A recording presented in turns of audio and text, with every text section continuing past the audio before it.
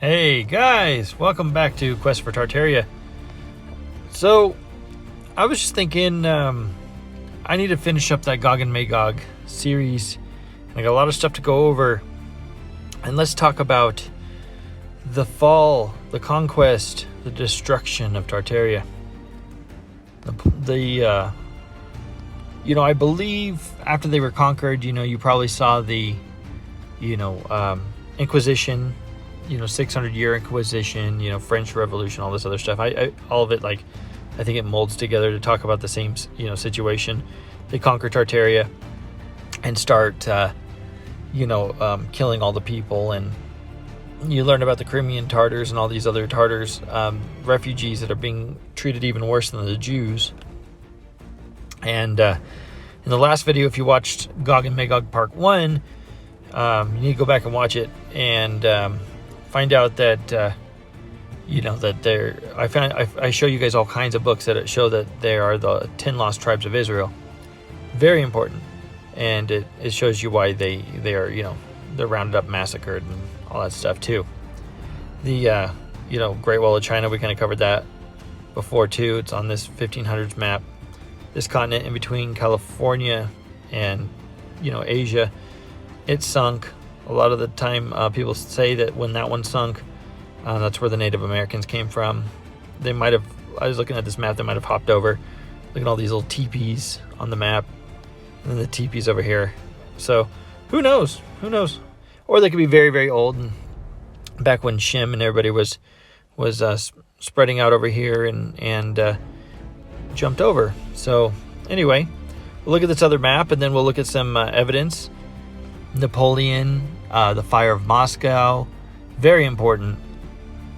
Also, millions of meteor craters in the capital of Tartaria, right here on the coastline.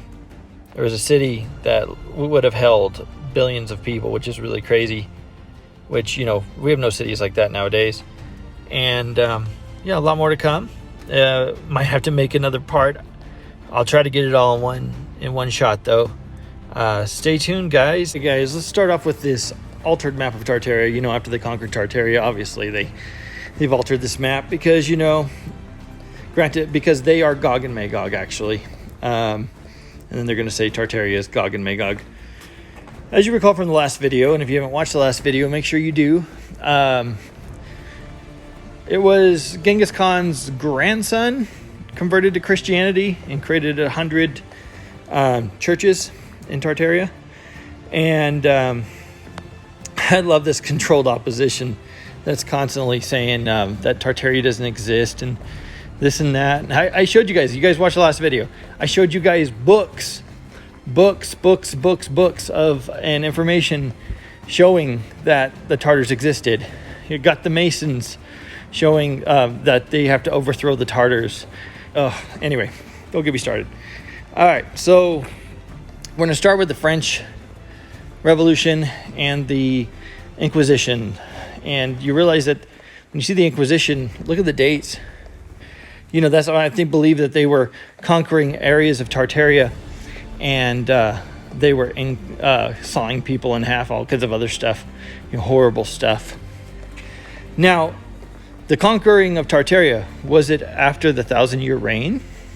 That's a big question, because there's a lot of people that believe that. I'm starting to believe that maybe, considering Tartaria was the 10 lost tribes of Israel, might have united the world in peace.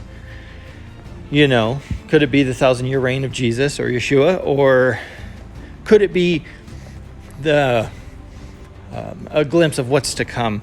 In the book of Enoch, they have pretty much clearly a Tartaria at about the end of the book of Enoch. As you know, the book of Enoch was made for the people of the end. And when they were giving a whole timeline, they have a civilization at the end where there's the best peace they've ever had. After it falls, which I believe, Tartaria, then the shepherds begin killing the sheep, and they're tasked with killing the sheep, and they kill more than what they're even tasked to do. And then a sheep rises up and is transformed into a ram and given a sword to slay the sinners. So pretty interesting stuff coming up, guys. And if we are living in the end times, I mean, that's some crazy information. I urge you guys to listen to the Book of Enoch all the way through. Okay, the Spanish Inquisition. It was a judicial institution that lasted between 1478 and 1834. So, guys, I mean, that's like fighting Tartaria time, too. Its purpose was to combat heresy in Spain, being run, of course, by the Vatican and the Catholic Church. But in practice, it resulted in consolidating power to the monarchy and the newly unified Spanish kingdom. I mean, they were doing horrible things to people. Of course, the conquered Tartarians, I'm sure. Here they say that the killing ranged from 30,000 to 300,000. And the purpose was to the Christians' fear of the Jewish population, Tartarian population. Remember, Tartarians were the 10 lost tribes of Israel. When did it end? From in 1834, Maria Cristina de Bourbon. So anyway, do you guys, okay, so all their conquered areas, the Philippines, all these other places that were, and even in America, guys, the Spanish were sent after the fall of Tartaria. The Spanish were sent as the controllers. Okay, so I'm not going to say the Spanish were the controllers. The Spanish were part of the controllers, the control group. All right, the conquerors, the conquistadors, and everything that they did. I mean, they found when they found a Tenochtitlan, I believe it was what it was, in Mexico. The paintings of the place, it looks like a Tartarian city. It even has aqueducts and stuff.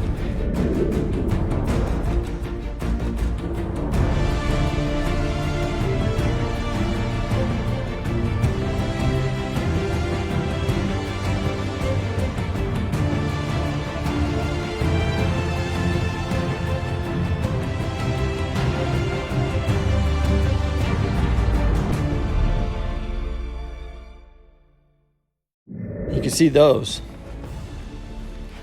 And yeah, guys, I mean, just wonderful people, So yeah, this is what the conquerors look like. But let's look at the French Revolution. Now, people go, oh, Napoleon, conquered Tartaria. Well, there's a chance that Napoleon was going to join Tartaria. Okay, first the French Revolution, the overthrow of the Catholic Church. Remember, the Catholic Church is the dragon in the room. And Napoleon goes over to meet with the Russians, and then they're getting ready to break bread. And they get hit. They get hit by something big. So big it leaves Napoleon and his army radiated and burned down Moscow. And just the numbers, the Moscow fire, I mean, the numbers are insane. All right, French Revolution took place between 1789, 1799. And let's just break it down really quick. A brief history. Okay, 1789, storming of Bastille. Big fortified area, I believe, housing the king. Symbol of the king's control. 22nd September 1792, French Republic established. So they arrest the king and proclaim abolition of the monarchy. King is tried, and on the 21st of January 1793, he is executed as a traitor. What did he do? What did he do? All right. Reign of Terror begins in 1793. Ooh, Reign of Terror. Following the king's execution, France goes to war with various European powers. Why? Why, guys? Why? Why would they all of a sudden go ballistic? They're fighting for something. They're fighting against Catholicism, guys. The Vatican. The Khazars. Okay? Following the king's execution, France goes to war with various European powers. This signals the most violent phase of the French Revolution. Infighting within the National Convention leads to the radical Montagnards taking power. I'm not sure how to say that, guys. This marks the start of the bloody reign of terror, long period in which suspected enemies of the revolution are killed in the thousands. Yeah, I mean, but guys, their main target is the Catholic Church, and you find they round up, the priests, and they put the priests to death. Remember this, they're in on the destruction of Tartaria as well.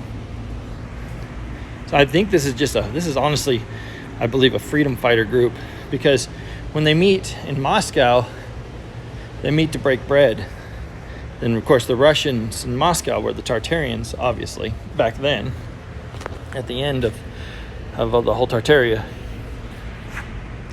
At the end of the whole Tartaria war. So during a 2-year period known as the Reign of Terror, the episodes of anti-clericism grew more violent, and in many of the modern European history, the new revolutionary authorities suppressed the church, abolished the Catholic monarchy, nationalized church property, exiled 30,000 priests, and killed hundreds more. Why is that, guys? Because they're Khazars. That's why. All right, back in the day, there was more talk about this, and a lot of this stuff is getting deleted off the internet. So it's really important that you guys learn about it now. I had read before about beam weapons being used in Russia during this time, and now it mysteriously has converted over to atomic explosions in 1812 in Moscow, when Napoleon was in Moscow breaking bread with the Russians/Tartarians. So, yeah, a few months ago when I was originally going to make this video, I had a link to beam weapons. They saw, the general saw beams of light hitting the city of Moscow, catching the stone buildings on fire. Sounds like Paradise, California. What? Who said that? And anyway, so, yeah. But that mysteriously disappeared. And the only thing, after hours of digging, this is all I found: atomic explosions in 1812. We all know from the textbooks on the history of Russia that in 1812 the French, led by Napoleon, entered Moscow. The city was given up without a fight. It was a wise strategic plan of the Russian command led by Kutuzov. And while Napoleon Bonaparte waited for the defeated Russians to bring him the keys to the city and to sit down at the table in order to begin negotiations, a fire broke out, which almost burned down the entire capital of Russia. After that, the French army was forced to leave Moscow and to run home by the devastated road of Smolensk, suffering enormous losses. And so, the myth of the invincibility of the army of Napoleon was scattered into the wind with the ashes. The collapse of Napoleon's political career began with that event. Who set fire to Moscow? Historians still argue over who set fire to Moscow in September of 1812. However, if we dig deeper, we will discover that neither side was interested in this fire, nor did it happen spontaneously because of natural forces, and eventually it is discovered that it wasn't a normal fire at all. All of the current versions as to what happened during the Moscow fire of 1812 are based on politics. Because of that, the truth is very difficult to find.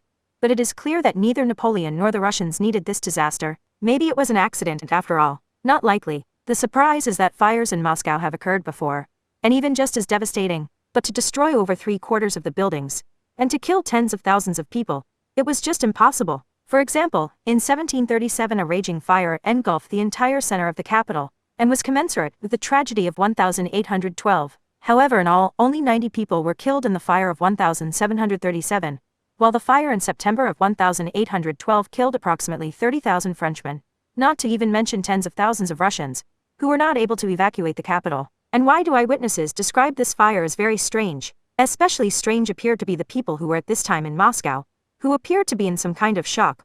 When the fire ignited, the French were no longer interested in the Russians, and the last had no business with yesterday's enemies and conquerors. And why did people roam the capital of Russia like somnambulists? Finally, Moscow at the beginning of the 19th century was already far from being made of wood. How did an ordinary fire wipe off the face of the earth 3/4 of the stone buildings all the way to foundation? Even the Kremlin was completely destroyed. It wasn't not even saved from the fire by neither by the enormous ditches, nor by wide squares that separated the Kremlin walls from the surrounding city buildings. The ditches 30 meters wide and 13 meters deep were so inundated with the fragments of this fire that they were never restored. And although the entire fire was then written off on the French, who allegedly blew up Moscow, The French simply had no ammunition, no real opportunity to do so, and especially instantly. By the way, Napoleon, who was at the Kremlin during that time, barely escaped.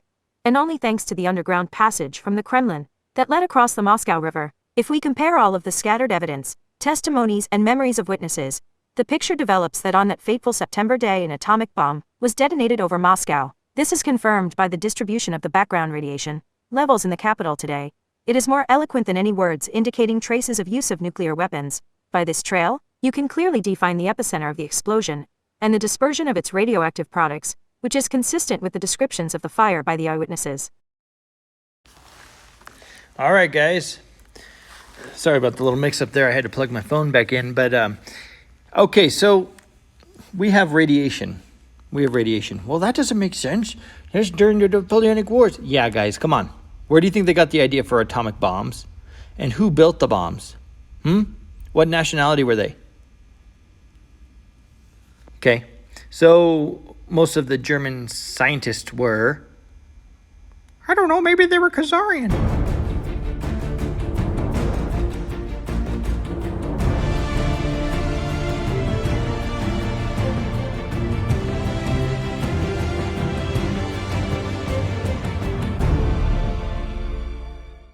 Okay, so let's read the rest here.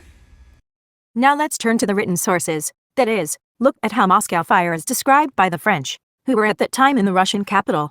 Here, for instance, what Lieutenant Charles Artois of the Napoleon's army wrote in his diaries. On that day, the dim sun illuminated Moscow with golden light. Suddenly, a second sun appeared just above the true sun. It was so bright that it blinded my eyes, and it burned the face of Paul Berger, who was relaxing on the balcony. Our house and the roof began to smoke, so we had to douche them with water. In other estates, which were closer to the mock sun, fires broke out.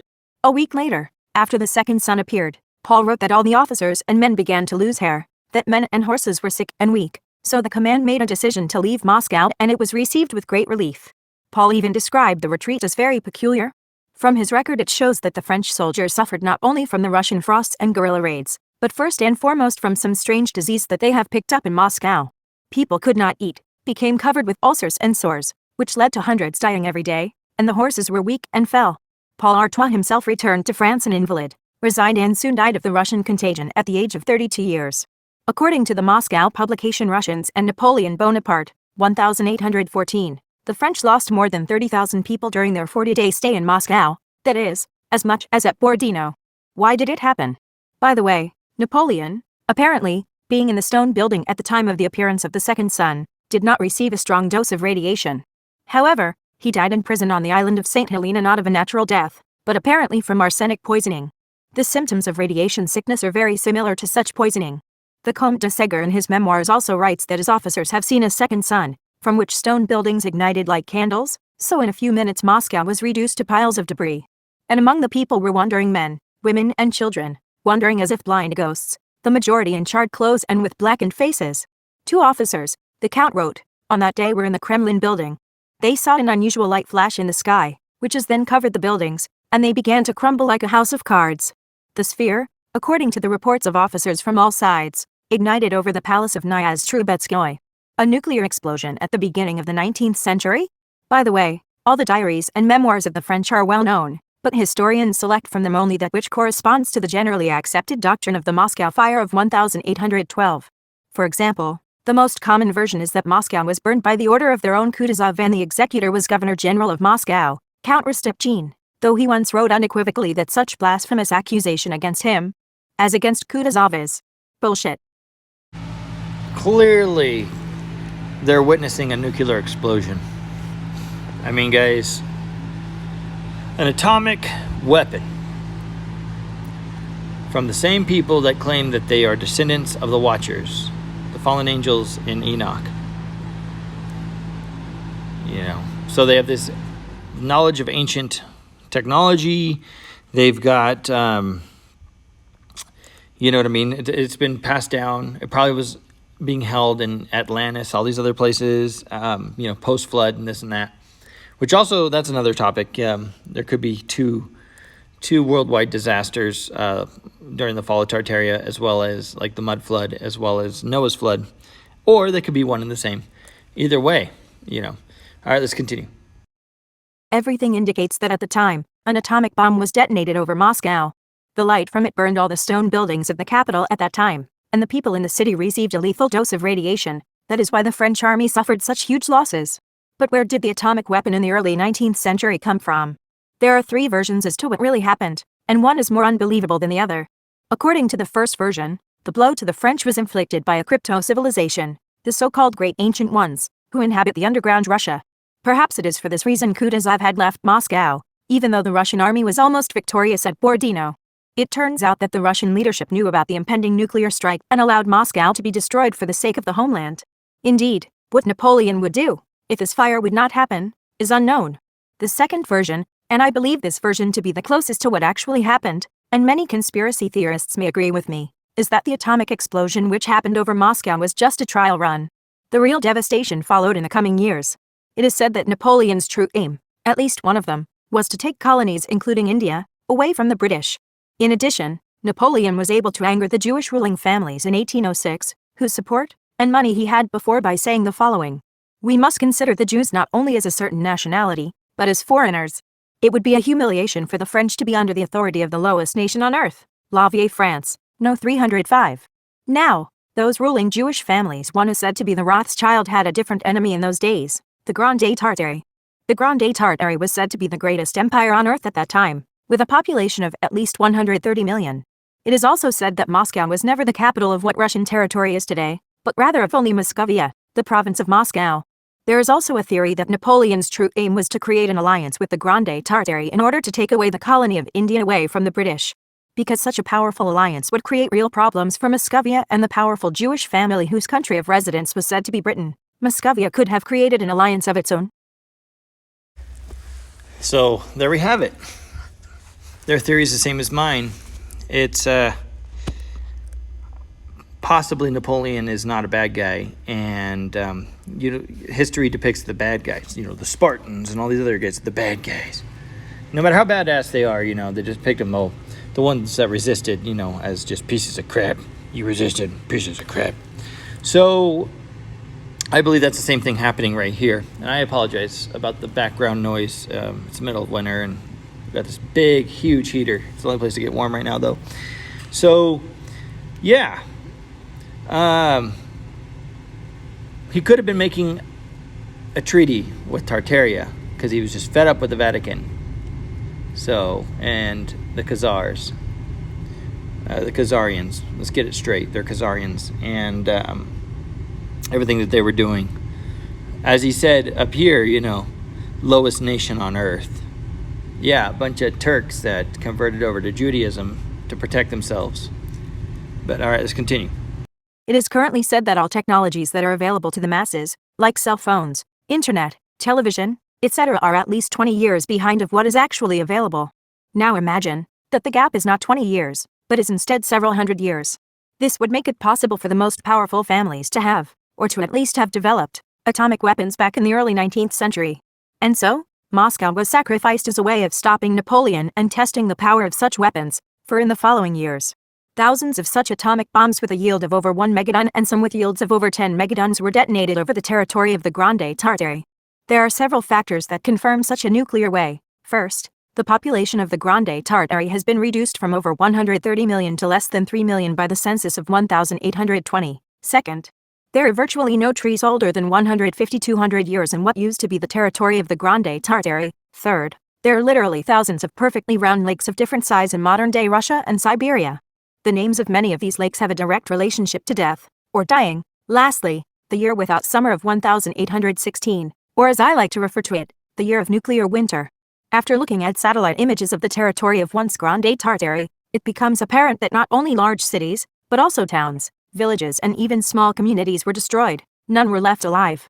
Records of Arabic sources speak of the Grande Tartarie as of a commonwealth of 1,000 cities, cities that literally disappeared overnight.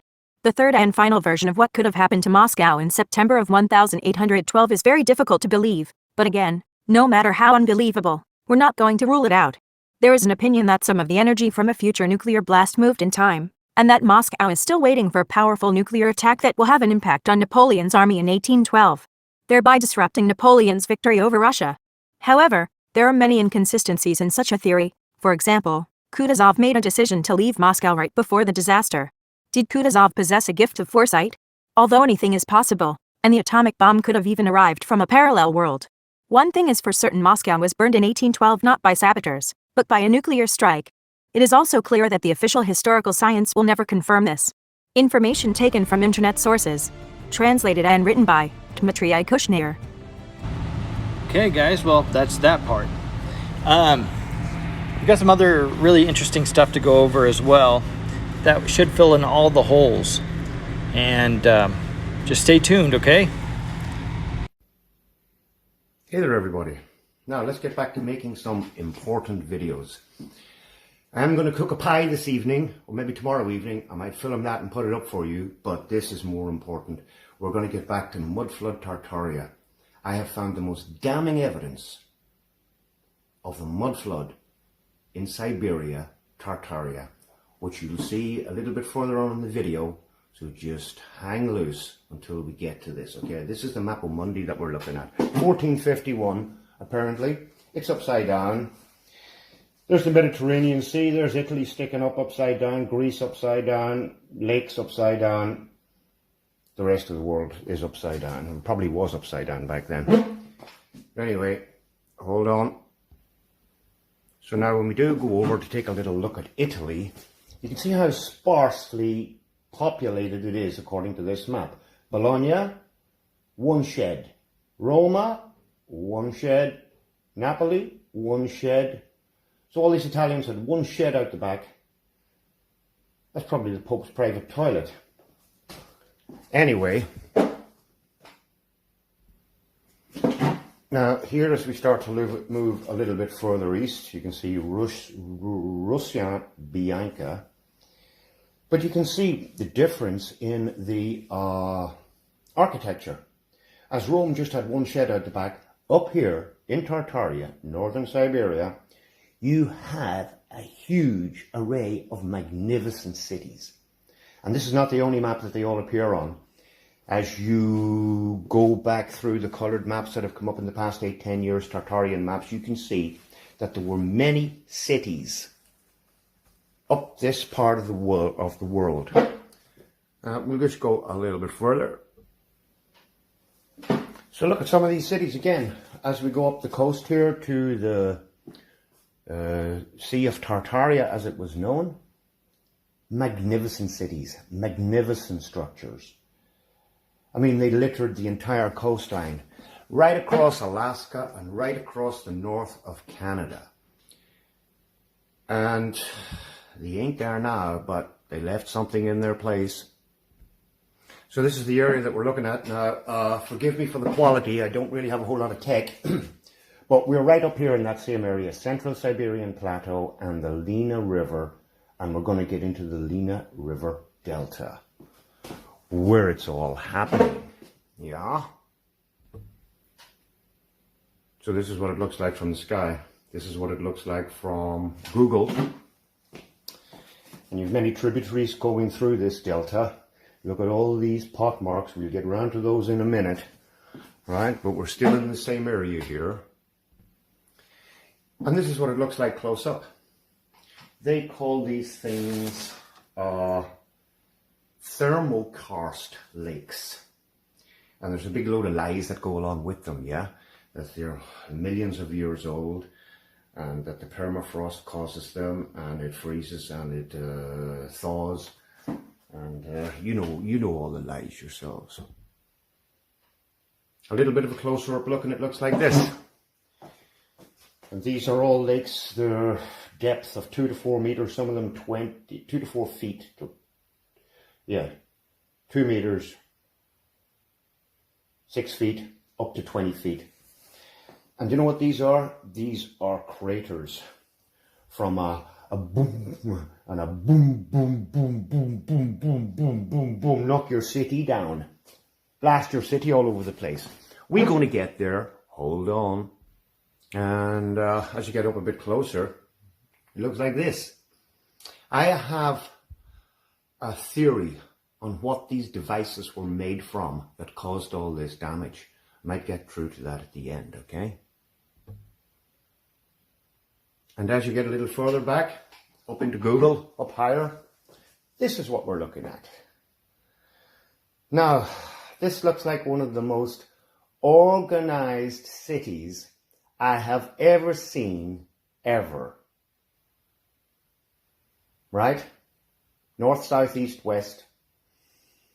And again, blown to smithereens. Anyway, let's continue. Now, what happened next is that a group of people have gone up there and done a high resolution and seismic ground penetrating radar on the area. And what you're about to see is gonna blow the whole thing wide open. Mudflood no one will be able to deny mudflood after this in Tartaria. So this is some of their report. Now I'm not going to go through this with you, but you can, if you want, freeze this and read it. It just talks about the lakes and how the delta is, oh, here we go. Thus, the Lena Delta is characterized by several unique features that are either poorly understood or unexplained. Right, let's get round to explaining them. So this is who we're talking about, who did this thing. High resolution seismic and ground penetrating radar profiling of a thermal karst lake in the western Lena Delta, northern Siberia. Mr. some G.J. Schwamborn, J.K. Dix, blah blah not Rothschild, Alfred Wegener, Institute of Polar and Marine Science, Potsdam, Germany, School of Ocean and Earth Science, Southampton Oceanography Centre, Southampton, UK. And now here we are. Here is the result of the seismic ground penetrating radar, okay? What have we got? We got a friggin' 12-story block of flats underground going all the way along, right underneath those thermal karst lakes. The bloody thing's been mud flooded and it's been covered over. I got some, it gets a little bit better. The picture gets better. So just bear with me here now, okay? This is the freakiest stuff. Now this is a little bit enlarged. Again, not great quality, a little bit enlarged. You can get it up a little bit closer. Oh man. No, that's not an apartment block, okay? That is an absolutely natural occurring thing that you find under the earth up in Siberia. Yeah. Foul language alert, actually, is what I should let out. Now, I'm messing about with the colour a bit, darkening a little bit. You can see it very clearly. And it goes around. Now, I'm just moving from picture to picture here because there is a better resolution coming up. Now, this is this image again here, a bit highlighted.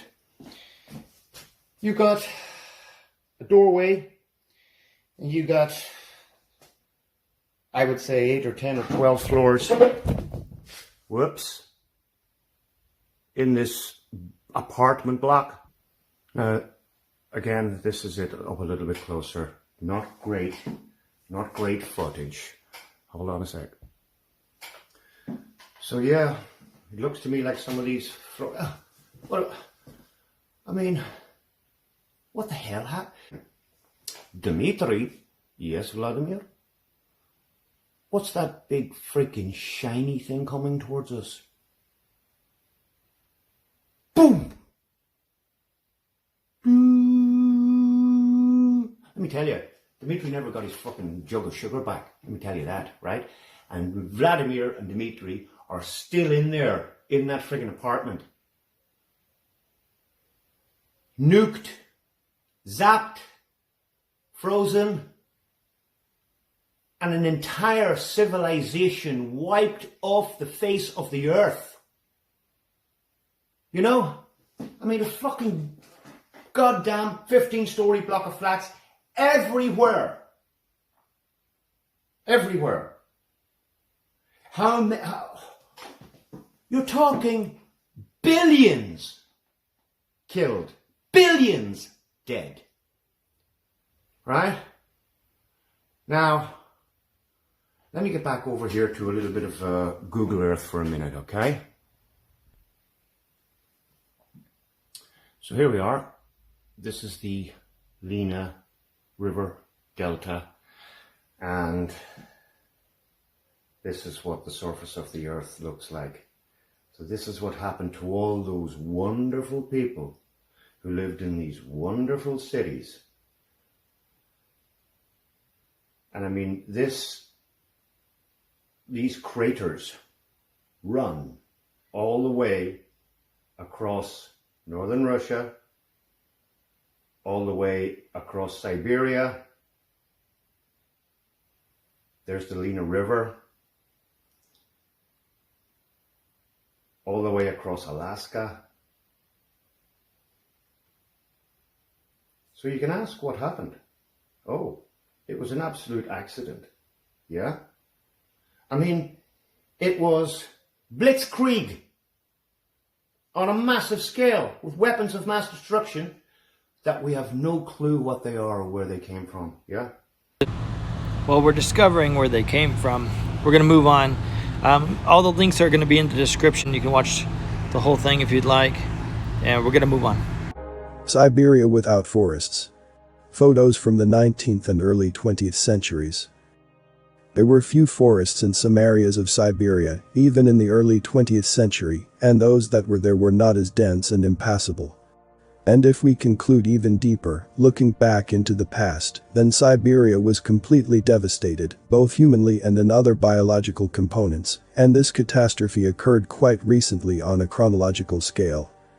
Otherwise, we would have seen here in the early 20th century huge thicknesses of humus, peat bogs, impassable thickets, tall and voluminous pines, as tall as sequoias, taiga everywhere. Just try googling it, 19th century Siberia photos. You will see many photos from the late 19th century, with trees just beginning to grow. Something about St. Petersburg. Interesting, old French postcard from the middle of the 19th century. More of the artist's imagination. That's what our historians will probably say. It looks like it was during the flood, and when the water came down and the ground dried up a bit, there was this, too, photo. A third photo is an inscription on the first card in the Old French language, which was translated by a professional translator. It says, in many years to come, when new peoples will be changing, what a surprise will be for the traveler who dares to go to the ancient North Sea. He will be forced to halt his vessel before the gigantic figure of the king, towering over the ruins of a great city, and barely crossing the remains of a castle. He will discover, standing alone, amidst the rushing shafts, or waves, the Alexander Column, confirming once more the unconquerable glory of the immortal and independent in Russia. See right here. In years to come, when new peoples will be changing. When new peoples will be changing. After they conquered Tartaria.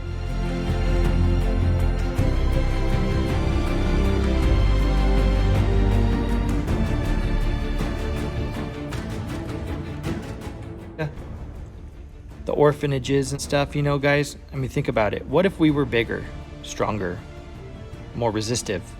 So they had to make us smaller. It explains a lot of the architecture. Explain us being bigger and stronger and being able to make bigger monuments and stuff. You know, apart from, you know, Nephilim, giants, Rephaim, that sort of thing. You know, just really think about it, guys. I mean, you never know. There are thousands of photos of giant doors walking around the web, among them, not a few photos of St. Isaac's Cathedral. However, there is one photo that does not fit into the official story of high doors just for beauty, or into the version that high doors were used by riders to enter the room without getting off the horse. The height of the doors is 6-8 meters, and the bolted handrails marked in blue are new for ordinary people. How could there be abrasions on the door at the level of non-human height? Even with the version, opened the door from a horse, at this height of scuffs, there should have been a rider not on a horse, but on an elephant. Maybe we were bigger and then we were put in a lab and made smaller and dumber. Make sure they only use 10% of the brain and make them smaller. Now there's talk that humans are too big yet again. So there you go, guys, a little bit of information, but we will continue.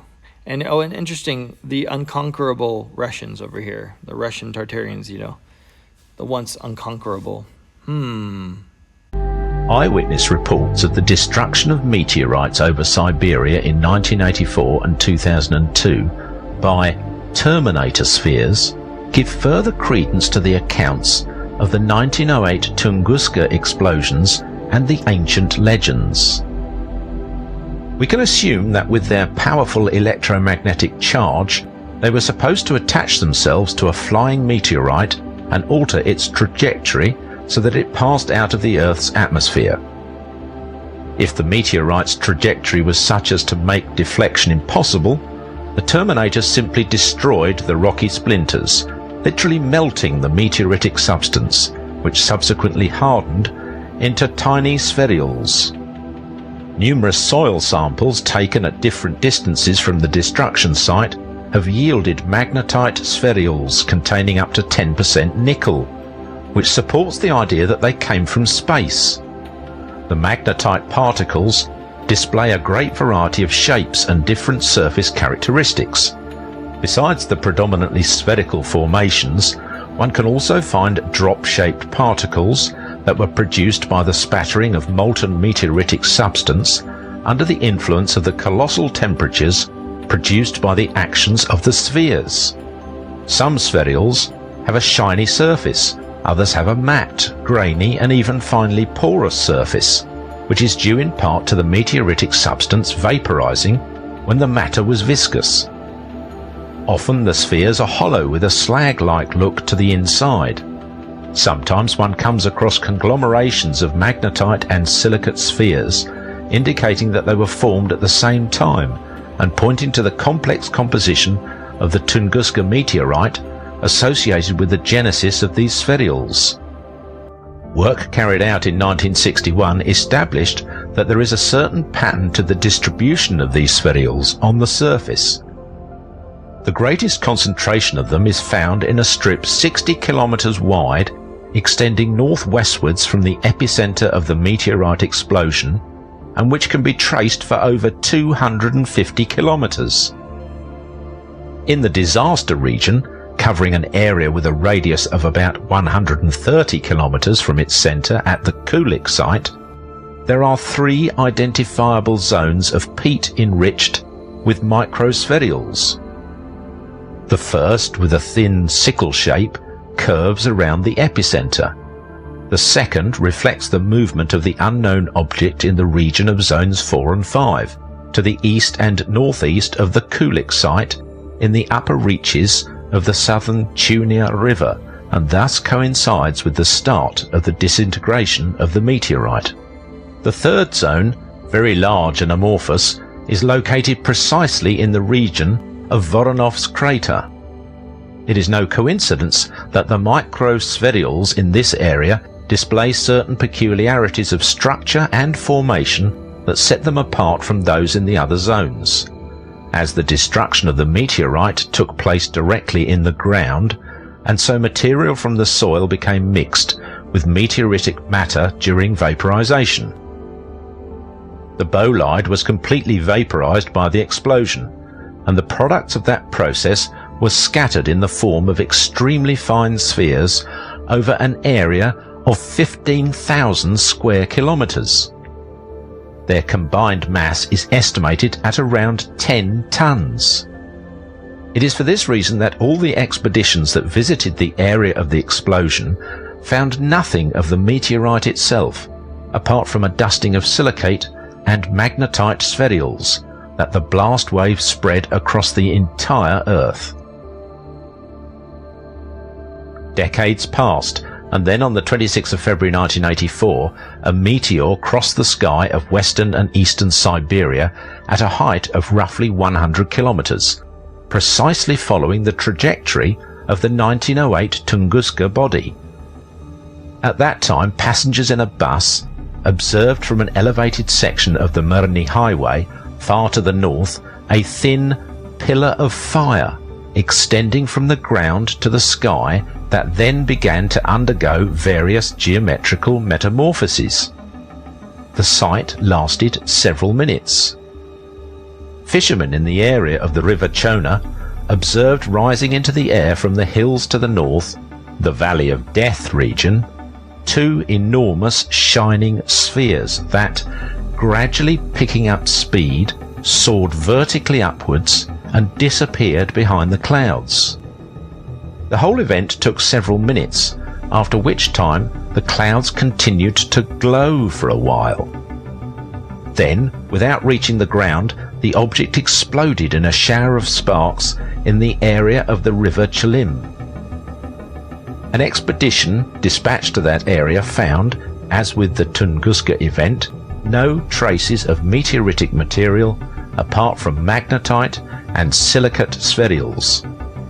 They discovered no large-scale uprooting of trees, as the explosion took place at great height. Drawing on data received from a military satellite, the US Department of Defense distributed information about a large meteorite falling in the area of Bodaibo in the Irkutsk region of Russia. The satellite recorded the appearance of a shining object at a height of 62 kilometers, moving at an angle of 32 degrees to the horizon. Observation continued to the point where a powerful explosion took place at a height of 30 kilometers. Preliminary calculations put the power of the explosion at an equivalent of 200 tons of TNT. The first interviews with witnesses to the Vitim meteorite explosion pointed to a parallel with the Tunguska event in terms of phases of development. It is noteworthy that one of the witnesses questioned noticed that his dog became agitated and began to whine half an hour before the explosion. Here are some eyewitness accounts. Yevgeny Yarygin was on duty at the electrical distribution centre in the settlement of Muscovite. I was on duty in the switchboard room whose window faces south. The weather was cloudy, rainy, and it was drizzling. We were sitting and chatting.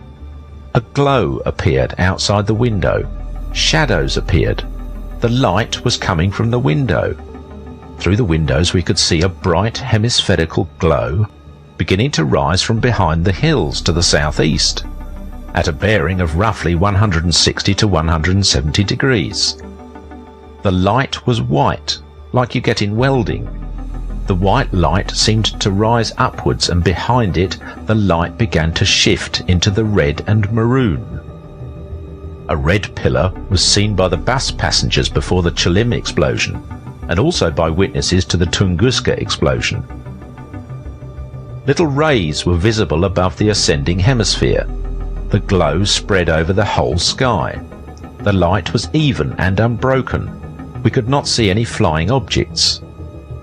The parting of the Yarmiki stream, above the watershed of which the glow was rising, was brightly lit. Then everything began to dim and went out. The glow lasted around 10 seconds. I went onto the landing outside, went to the fence and opened the door. By then about 30 seconds had passed after the disappearance of the glow. There was a penetrating report, an explosion, a very sharp bang. It made your ears ring and even made you weak at the knees. Plaster came down in the building. Everything moved and shook. There was a single bang. That was at 7 minutes to 2. But a distant noise had appeared even before the beginning of the glow, something like the roar from an aircraft. Witnesses to the Tunguska explosion compared this noise with a 3-inch shell in flight. The sound came from the same quarter as the glow, but the bang came from the opposite side, where the glow had been heading.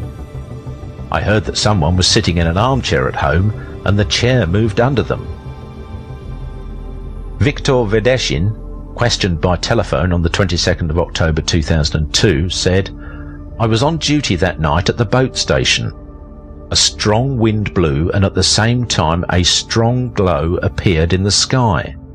It was white with a greenish tinge to it, bright like a welding spark or lightning, making your eyes hurt to look at it. Right then a shining flying sphere appeared. It flew beyond the horizon in the direction of Maksimiki." Vitaly Valyuk, who worked at the town hall in Bodaibo, noted, 8 minutes to 2 in the morning. Dense cumulus clouds in the sky. I was standing and smoking.